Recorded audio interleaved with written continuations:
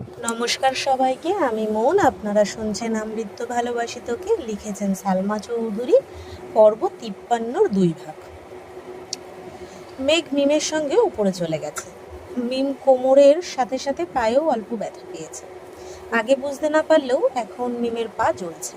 কাটা স্থান থেকে রক্ত বেরিয়ে পরনের সালোয়ারে দাগ হয়ে গেছে। মেঘ আগে ভেবেছিল সামান্য ব্যথা পেয়েছে, তাই এত গুরুত্ব দেয়নি।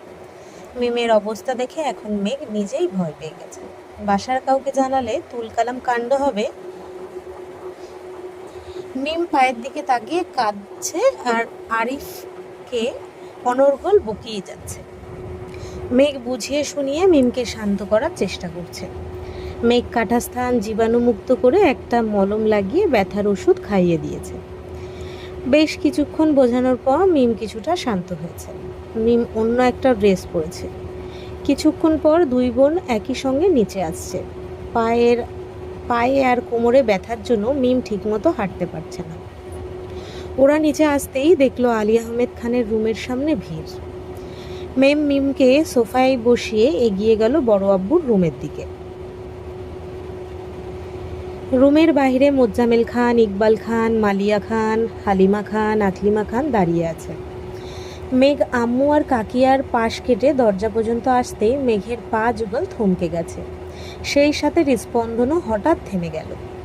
মাহমুদা খান এবং ওনার হাজবেন্ড দুজনে আলী আহমেদ খানের দু পা আঁকড়ে ধরে অবিচ্ছেদ্যভাবে কেঁদেই চলছেন। ব্যগ্রস্বরে নিজের ভুল স্বীকার করছেন আর আলী আহমেদ খানের কাছে মাপ চাচ্ছেন। আলী আহমেদ খান বোনকে অনেকদিন আগেই ক্ষমা করে দিয়েছেন, তবে আজ বোনের হাজবেন্ডকে সামনাসামনি দেখার পর নিজেকে কোনোভাবেই নিয়ন্ত্রণ করতে পারছেন না। পাথুরে মানবের নয় আলী আহমেদ খান বিছানার একপাশে বসে আছেন। মোজ্জামেল খান ব্যতীত দরজার সামনে দাঁড়ানো প্রতিটা মানুষের চোখ টলমট করছে। মেঘ কাতর বদনে ফুপ্পির দিকে কিছুক্ষণ তাকিয়ে রইল।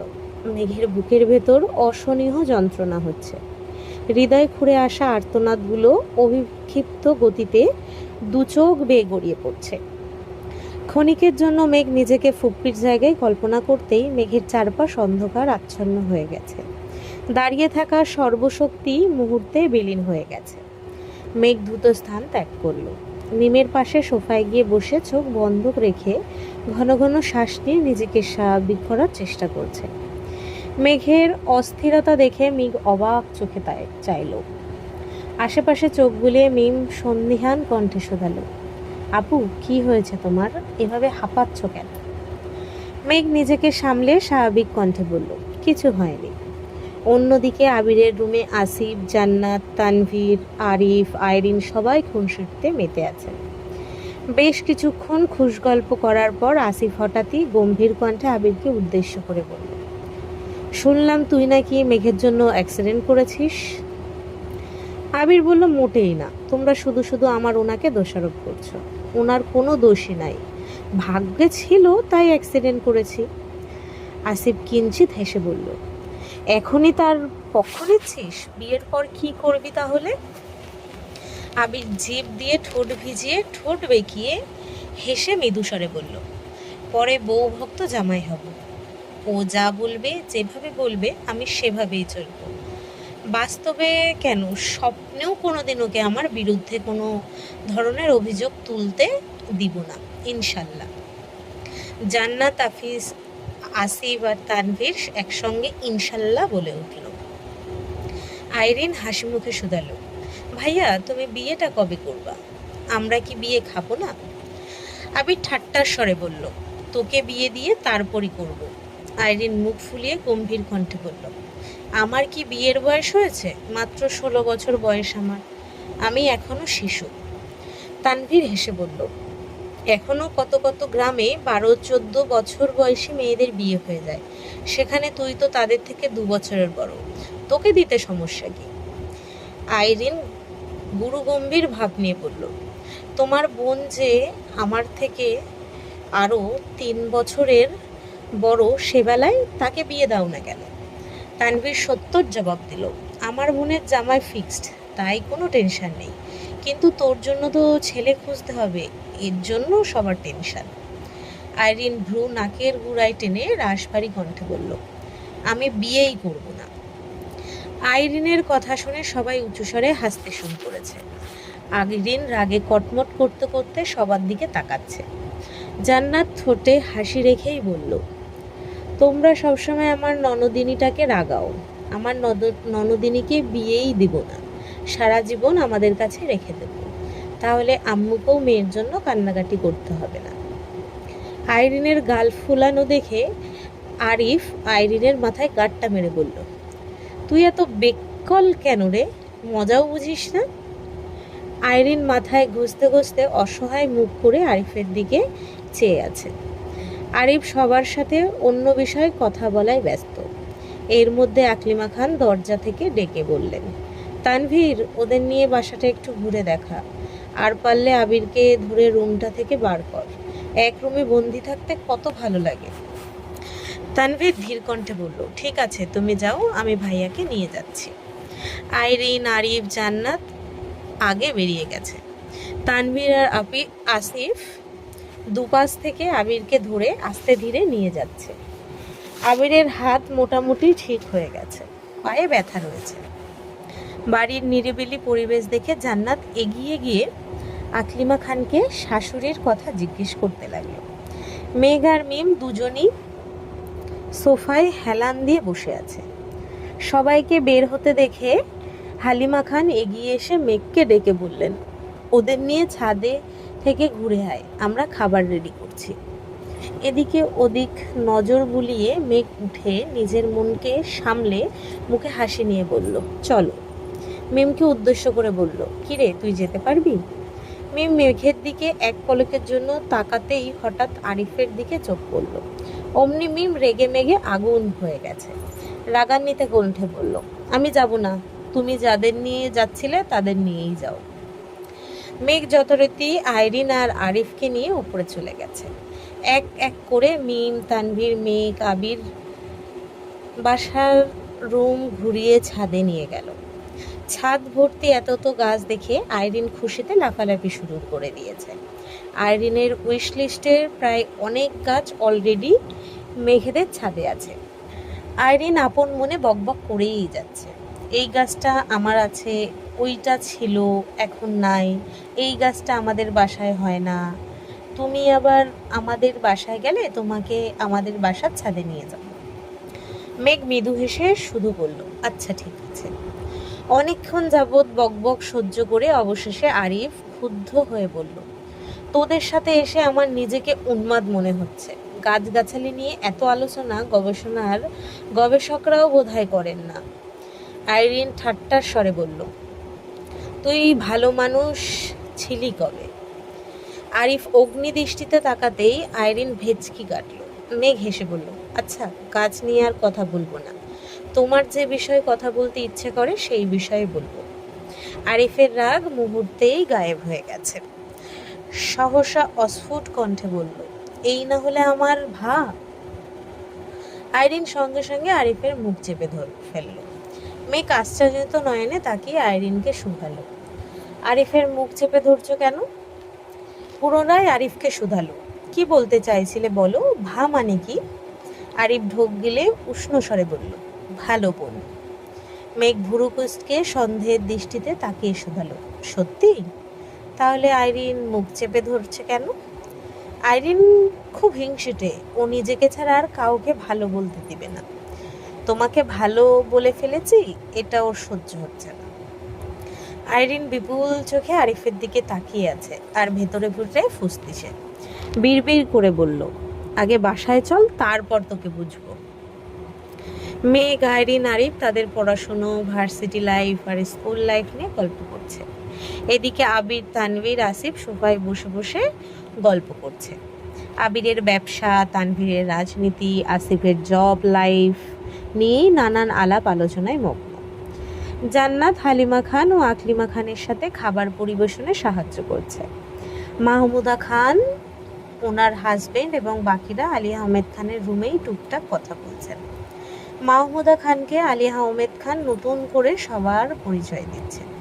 যদিও মাহমুদা খান সবাইকে আগে থেকে চেনেন, আলী আহমেদ খান হঠাৎ প্রশ্ন করলেন, তোর ছেলে মেয়ে কি তিনজনই? মা উমেদা খান মৃদুস্বরে বললেন, না, আমার আলহামদুলিল্লাহ 2 ছেলে আর 2 মেয়ে। মোজাম্মেল খান শুধালেন, আর এক মেয়ে কোথায়, নিয়ে আসলি না কেন? মাহমুদা খান বললেন, বড় মেয়ের বিয়ে হয়ে গেছে, কানাডা থাকে। ইকবাল খান আশ্চর্য নয়নে তাকিয়ে বললেন, আফা, তোমার এক মেয়েকেও বিয়ে দিয়ে ফেলেছ? মাহমুদা খান মলিন হেসে বললেন, আলহামদুলিল্লাহ 1 বছরের একজন নাতিও আছে। মোজাম্মেল খান বোনের কথায় রীতিমতো ভিমরি খেল। আলী আহমেদ খান হালিমা খানের দিকে তাকিয়ে উদাসীন কণ্ঠে শুনালেন, আমার ছেলেকে এবার বিয়ে করানো দরকার, নাকি বলো? মালিয়া খান কিছুটা তপ্তস্বরে বললেন, আবির ফেরার পর থেকে আপনার কাছে আমি এই কথাই বলছি, কিন্তু আপনি তো আমার কথা গুরুত্বই দিচ্ছেন না। আলী আহমেদ খান বললেন, এবার গুরুত্ব দিতেই হচ্ছে। আমার ছোট বোন নানি হয়ে গেছে, আর আমি এখনো ছেলের বউয়ের মুখে আব্বাজান ডাকে শুনতে পারলাম না। মোজাম্মেল খান চিন্তিত কণ্ঠে জিজ্ঞেস করলেন, কোনো মেয়ে কি পছন্দ হয়েছে ভাইজান, দেখেছ কি? আলী আহমেদ খান বলল, হ্যাঁ, আমার মেয়ে পছন্দ করাই আছে, আবির শুধু হ্যাঁ বললেই হবে। মালিয়া খান উদ্বিগ্ন কণ্ঠে শুধালেন, মেয়েকে কি করে?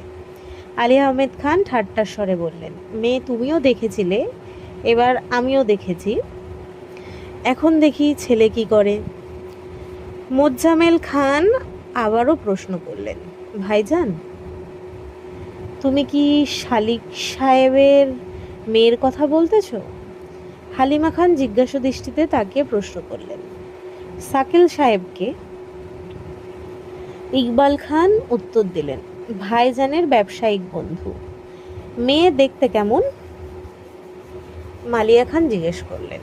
আলী আহমেদ খান বললেন, মাশাল্লাহ ভাবি, মেয়ে দেখার মতো, আপনি দেখলে চোখ ফেরাতে পারবেন না, যাকে বলে আগুন সুন্দরী, তার উপর বাবা মায়ের একমাত্র মেয়ে বলে কথা। মালিয়া খান ঠান্ডা কণ্ঠে জানালেন, না, আমার ছেলের বউ হবে আমাদের মতো সাধারণ, অবশ্যই মিশুকও হতে হবে।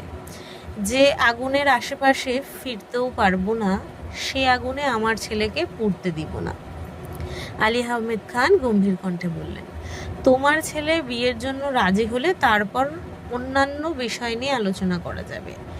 এদিকে মাহমুদা খানের বুকের ভেতর থাকা হৃৎপিণ্ড কেঁপে উঠেছে। উনি এতদিনে আবিরকে যতটুকু চিনেছেন, আবির মেঘকে না পেলে আবিরও বাঁচবে না, যে কোনো একটা বড় ধরনের অ্যাক্সিডেন্ট ঘটিয়ে ফেলবে। মাহমুদা খান আলী আহমদ খানের সামনে মুখ ফুটে কিছু বলতে পারছে না, আবার চুপচাপ কথাগুলো হজমও করতে পারছে না। অন্যদিকে মিম সোফায় বসেছিল। আবিররা সোফায় এসে বসতে মিম কিছু একটা ভেবে তড়িঘড়ি করে উঠে পায়ে ব্যথা নিয়েই দৌড়ে রান্নাঘরে গেল। উত্তেজিত কণ্ঠে শুধালো, আম্মু, বাসায় কলা আছে? আম্মু বলল, হ্যাঁ, কেন? মিম বলল, আমায় একটা কলা দাও। আম্মু বলল, ভাত খাওয়ার সময় কলা দিয়ে কি করবি? মিম বলল, খাবো, এখনই দাও। একটা না, 2টা কলা দিও। আকলিমা খান কপাল কুঁচকে মিমের দিকে তাকিয়ে কিছু না বলে 2টা কলা বের করে নিল। সঙ্গে সঙ্গে হালিমা খান মিমকে বললেন, মিম, ছাদ থেকে ওদের ডেকে নিয়ে আয় তো মা। মিম ঠোঁট বেঁকিয়ে হেসে বলল, অবশ্যই, এক্ষুনি যাচ্ছি। মিম কলা খেতে খেতে সিঁড়ি দিয়ে উঠছে। মুহূর্তেই যেন পায়ের ব্যথার কথা সম্পূর্ণ ভুলে গেছে। ছাদের দরজা থেকে ডাকলো, আপু, মামুনি তোমাদের ডাকছে। মেঘ স্বাভাবিক কণ্ঠে বলল, আচ্ছা যাচ্ছি, কিন্তু তুই এখানে আসলি কিভাবে? মিম বলল, এভাবেই। মেঘ আর আইরিন গল্প করতে করতে সিঁড়ি দিয়ে নামছে। আরিফ মিমের শারীরিক অবস্থা বোঝার জন্য এক পলক মিমের দিকে তাকিয়ে সঙ্গে সঙ্গে চোখ সরিয়ে নিয়েছে। মিম যদি বুঝতে পারে আরিফ ইচ্ছাকৃত মিমের দিকে তাকিয়েছে, তাহলে এবার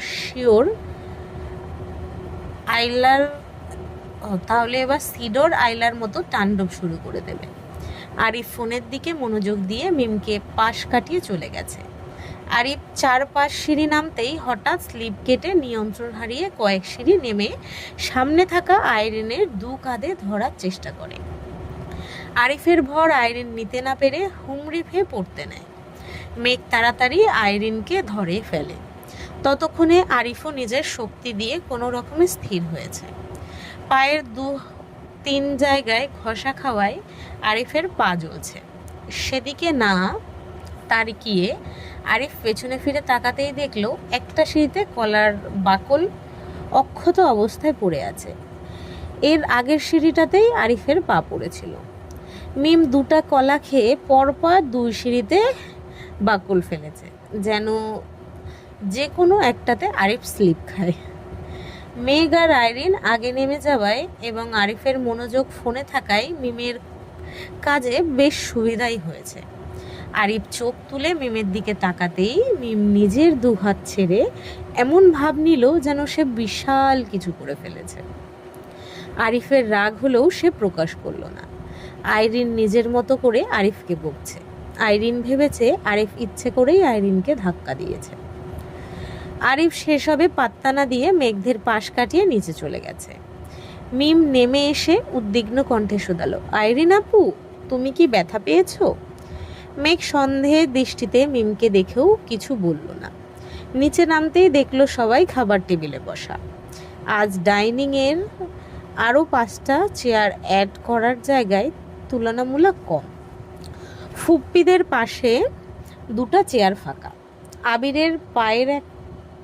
আবিরের পাশের একটা চেয়ারও ফাঁকা।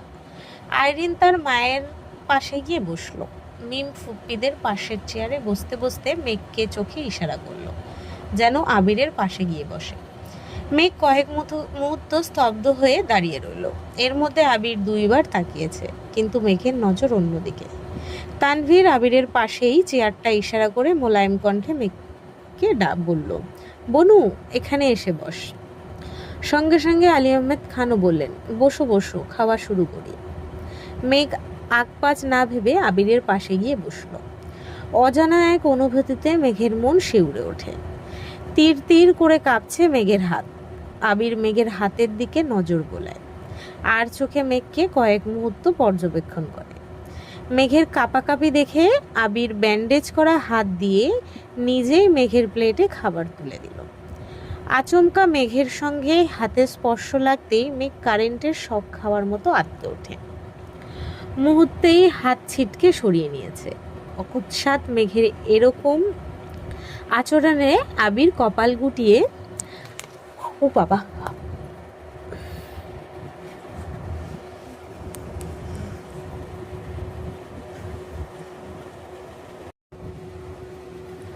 অবাক চোখে তাকালো, কিন্তু কোনো কথা বলল না। খাওয়ার মধ্যে প্রয়োজনের বাহিরে কেউই কোনো কথা বলেনি। মিমের সাথে 2-1 বার আরিফের চোখাচোখি হয়েছে। মিম প্রতিবারই ভেঙচি কেটে সহসা অন্যদিকে তাকিয়ে পড়েছে। আলী আহমেদ খান খাবার শেষ করে গলা খাকানি দিয়ে ধীর কণ্ঠে বললেন, আমি খানবাড়ির সবাই উপস্থিতিতে আমার ছেলের ব্যাপারে গুরুত্বপূর্ণ সিদ্ধান্ত জানাচ্ছি। আমার ছেলের সম্মতি থাকলে আমি সামনের ঈদ নাগাদ ছেলের বউ ঘরে তুলতে চাই। আলী আহমেদ খানের কথাগুলো আবিরের মনে সঙ্গে সঙ্গে বিস্ফোরিত হয়েছে। আবিরের চোখ মুখে অন্ধকার নেমেছে, কপালে কয়েক স্তর ভাঁজ পড়ে গেছে। এদিকে মেঘের নিঃশ্বাস গলায় আটকে গেছে। অবিরত ঢোক গিলে নিঃশ্বাস নেওয়ার প্রবল চেষ্টা করছে। তানভীর, আসিফ, আরিফ, জান্নাত, আইরিন, মিম সকলেই আশ্চর্য নয়নে তাকিয়ে আছে। সবার মনে উত্তেজনা আর ভয় একসঙ্গে কাজ করছে। আলী আহমেদ খান পুনরায় শুধালেন, আবির, এখন বিয়ে করতে তোমার কোনো আপত্তি আছে? শ্বাসরুদ্ধকর পরিস্থিতিতে আবিরের নিঃশ্বাস ভারী হয়ে গেছে। মস্তিষ্ক জুড়ে বিচরণ করা পরিকল্পনাগুলো এলোপাথারি ছুটছে। পিঞ্জরে আবদ্ধ হৃৎপিণ্ডটা ধপধপ করে কাঁপছে। আব্বু চাচ্চু সহ খানবাড়ির প্রায় সব সদস্য আজ এখানে উপস্থিত। বহু কাঠখড় পুড়িয়ে আবিরের ফুপ্পিকে প্রথমবারের মতন বাসায় আনতে সফল হয়েছে। আবির যতটা চেষ্টা প্রকাশ্যে করেছে তার থেকে অনেক বেশি চেষ্টা গোপনে করেছে। ফুপ্পির সাথে প্রথমবার দেখা হওয়ার পর থেকে মালিয়া খানকে দিয়ে আবির যথাসাধ্য আলী আহমদ খানকে বোঝানোর চেষ্টা করে আসছে। এতদিনে ভাই বোনের সম্পর্ক মোটামুটি ঠিক হতে শুরু করেছে। এমনটা অবস্থায় আবির কোনোভাবেই নতুন কোনো ঝামেলা চাচ্ছে না। বর্তমানে আবিরের অবস্থান অনুসারে মেঘের কথা বাসায় জানানো বা আব্বু চাচ্চুর কাছে মেঘকে চাওয়ার মতো মিনিমাম যোগ্যতাও আবিরের নেই। আর যাই হোক, আবির মেঘের ব্যাপারে না শব্দ শুনতে নারাজ। এদিকে টেনশনে মেঘের হাত পা ঠান্ডা হয়ে গেছে। আবির বিয়েতে রাজি হয়ে গেলে আর যে কোনো ক্রমে অন্য মেয়ের সাথে আবিরের বিয়ের কথা হলে মেঘের কি হবে সেটা ভেবেই মেঘ ডিপ্রেশনে চলে যাচ্ছে। পাশাপাশি বাসায় আবিরের দিকে ঠিক মতো তাকাতে পারছে না, আবিরের রিয়াকশনও বুঝতে পারছে না। কিছু মুহূর্তের জন্য খাবার টেবিলে পিনপতন নীরবতা চলল। অবশেষে আবির ছোট করে শ্বাস ছেড়ে গম্ভীর কণ্ঠে বলল, আমি আপাতত বিয়ের জন্য মানসিকভাবে প্রস্তুত না। আলী আহমেদ খান বললেন, আমি কি তোমাকে এখনই বিয়ে করতে বলছি নাকি? ঈদ পর্যন্ত সময় নাও, মানসিকভাবে প্রস্তুত হও।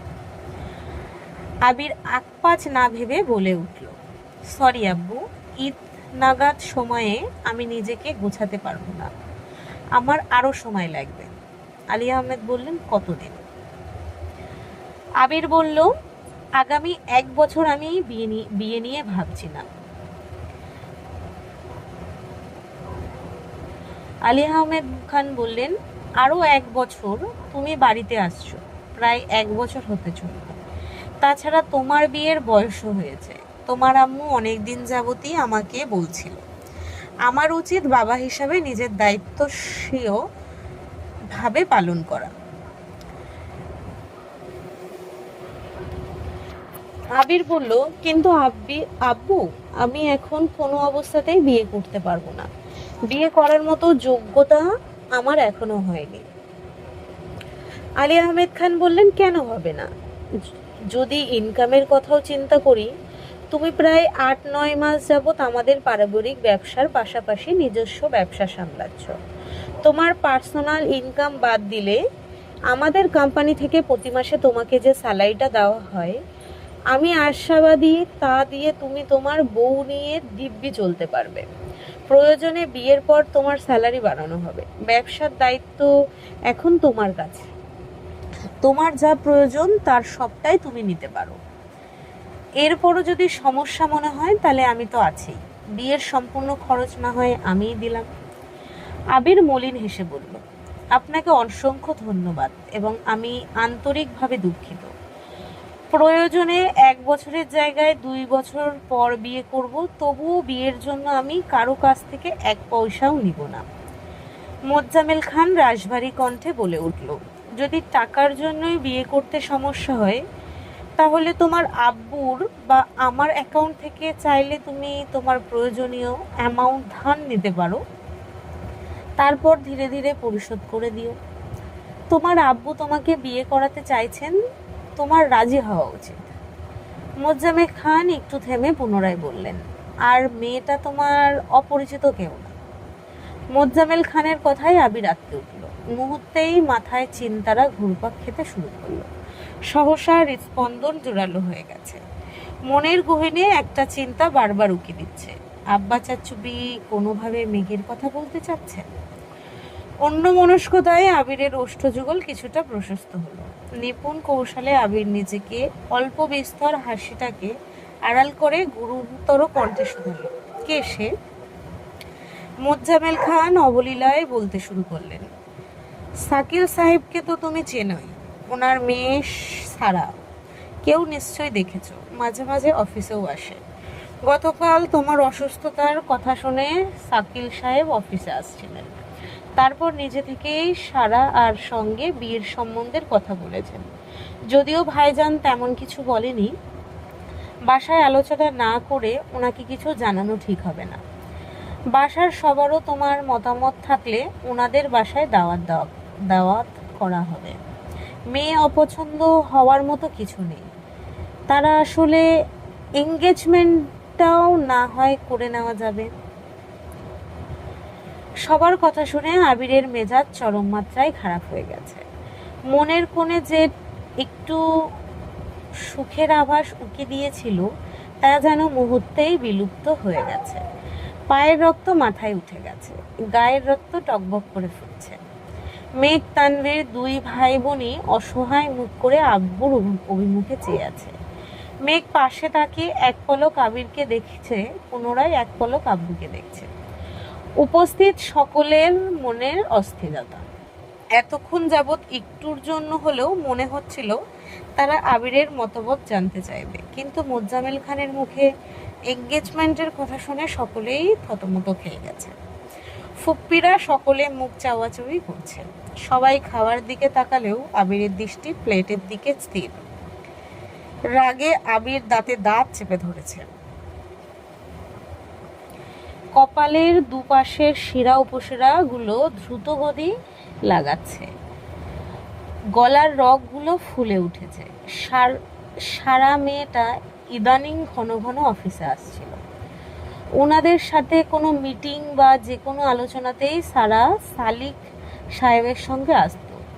প্রথম দিন ফর্মালিটি করে আবির সারার সঙ্গে স্বাভাবিকভাবে কথা বলেছিল, এক কাপ কফিও অফার করেছিল।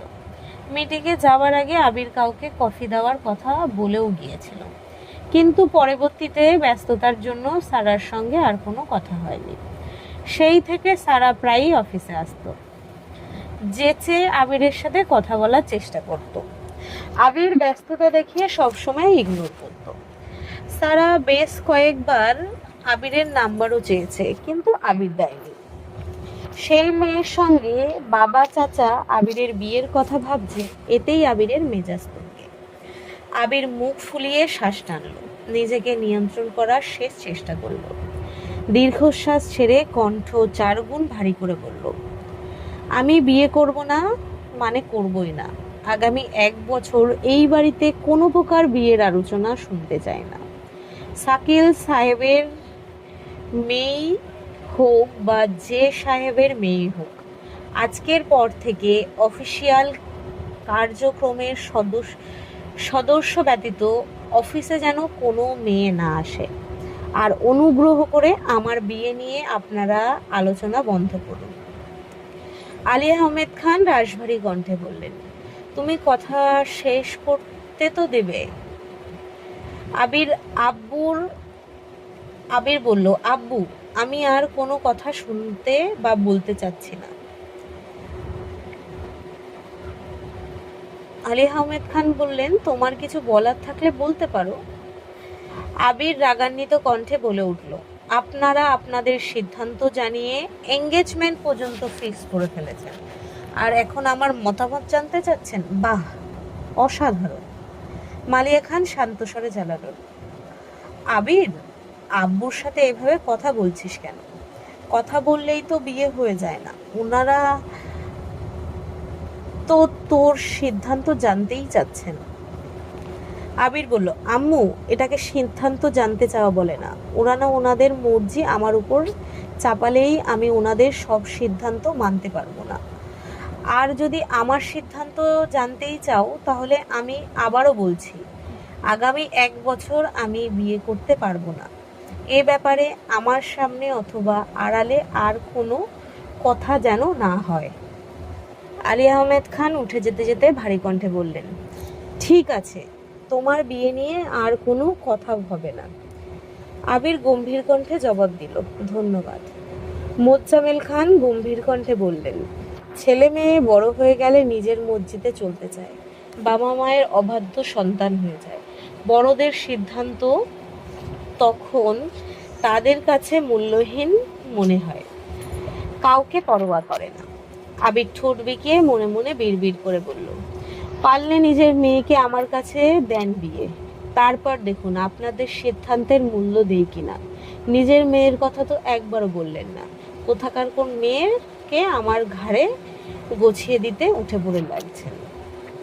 তাতে রাজি হইনি বলে আমি অবাধ্য সন্তান হয়ে গেছি। বাহ শ্বশুর আব্বু, বাহ। আপনার মেয়েকে বিয়ে দিলে ঈদ পর্যন্ত অপেক্ষা করতে হবে না, আজ এই মুহূর্তে বিয়ে করে ফেলবো। মোজাম্মেল খান বিড়বিড় করতে করতে খাবার টেবিল ছেড়ে উঠে চলে গেছেন।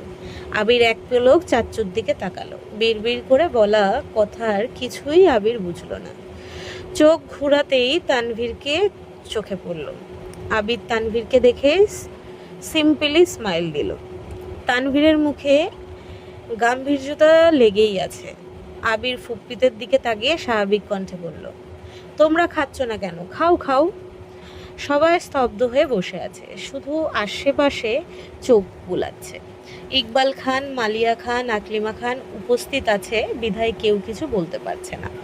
সবার মনমরা ভাব দেখে আবির ঠাট্টার স্বরে বলল, সামনের বছর আমার বিয়ে, তোমাদের সবার দাওয়াত। এখন থেকেই বিয়ের প্রিপারেশন শুরু করো। বিয়ে আমার ধুমধাম করেই হবে। আইরিন আর মিমকে উদ্দেশ্য করে বলল, তোরা ডান্স শেখা শুরু কর। আমার বিয়েতে ঠিক মতো নাচতে না পারলে তোদের খবরই আছে। আবিরের কথা শুনে সবাই না চাইলেও হেসে ফেলল। নিজের বিয়ের দাওয়াত নিজেই দিচ্ছে, আবার নাচার জন্য বোনদের রীতিমতো ট্রেড দিচ্ছে। এমন কাণ্ড একমাত্র আবিরই করতে পারে।